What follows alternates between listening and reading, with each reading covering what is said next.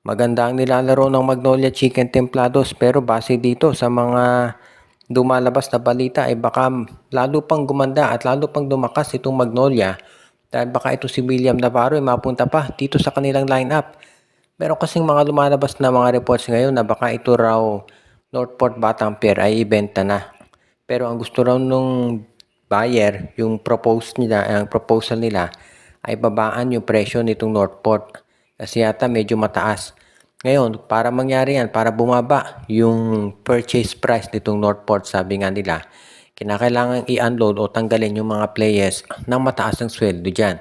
So, ibig niya sabihin, bago mabenta itong Northport, kinakailangan mo nang i-trade itong top players nila, si Arvin Tolentino, William Navarro, si Joshua Monson, at malamang si Cade Flores o kaya itong si Gio Halalon. Most likely si Cade Flores yan dahil si Halalon magiging free agent na sa Agosto. So, kung ikaw ang Magnolia, ito na pagkakataon mo para makuha itong si William Navarro. Alam natin nung magkasama sa Northport itong si William Navarro at si Xavier Lucero, ang ganda nung naging tandem nila. At ngayon, dito sa Magnolia, mukhang ganyan nga nangyari. Nakita natin, naging star player na nila ito si Xavier Lucero. At parang ganyan din ang magiging sitwasyon ngayon dito kung sakasakali na mapunta naman dyan din si William Navarro. So magiging malakas na talaga itong Magnolia Chicken Templados.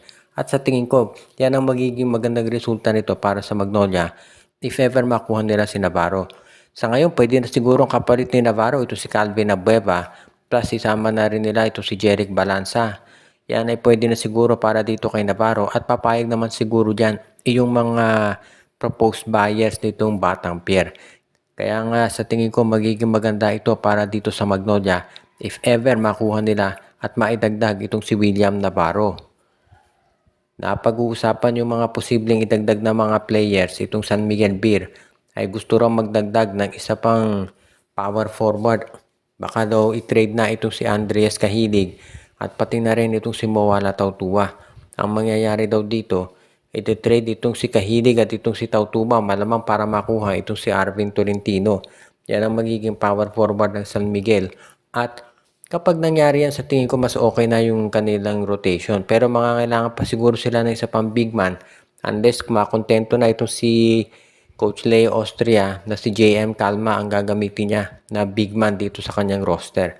Kaya nga iyan ang pinag-aaralan mabuti ngayon nitong San Miguel kung paano nila matitrade na yung mga nabanggit na players. Baka pati ito si Geronteng isama na rin doon sa posibleng i-trade ng San Miguel. Dahil itong Beermen ngayon mukhang hindi natutuwa ang management sa pagkatalo nila dito sa TNT. Lalo na at yung dalawang talo ng San Miguel nang galing to sa mga top teams. Itong Magnolia at itong TNT Tropang Giga. Kaya nga kung ikaw ang San Miguel, kailangan siguraduhin mo na yung mga players mo ay magiging ready na talaga para sa ganitong klaseng kompetisyon. At kung kailangan mag-trade ka, ay dapat gawin na talaga to ng SMB. Kaya hindi na ako magtataka kung sakasakali nga na maging maganda ang resulta nito kung ma-trade na ito si Tautuwa at si Kahilig para dito kay Arvin Tolentino. Ngayon ito si Joronteng baka i-trade din yan para kay Navarro. Pero gaya nga nung nabalita natin ang Magnolia, interesado rin makakuha itong si William Navarro.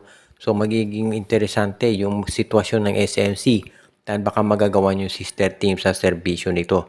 Kaya nga iyan ngayon yung pinaplano mabuti raw ng management para masiguro nila talaga na yung kanilang lineup magiging mas okay pagdating dito sa dulo lalo na para kay Coach Leo.